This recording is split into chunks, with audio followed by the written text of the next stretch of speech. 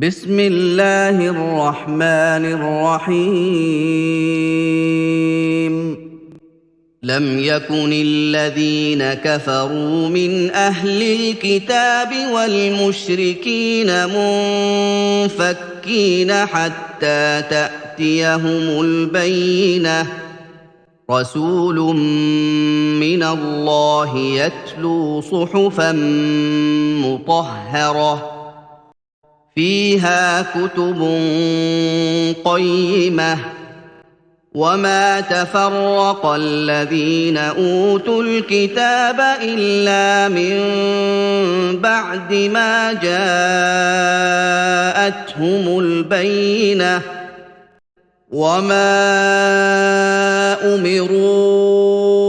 إلا ليعبدوا الله مخلصين له الدين حنفاء ويقيموا الصلاة ويؤتوا الزكاة وذلك دين القيمة إن الذين كفروا من أهل الكتاب والمشركين في نار جهنم خالدين فيها أولئك هم شر البرية إن الذين آمنوا وعملوا الصالحات أولئك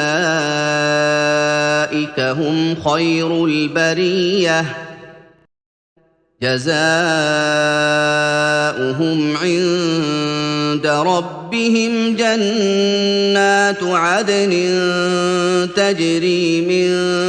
تحتها الأنهار خالدين فيها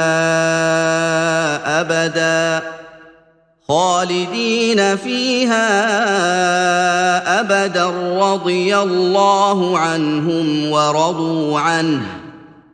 ذلك لمن خشي ربه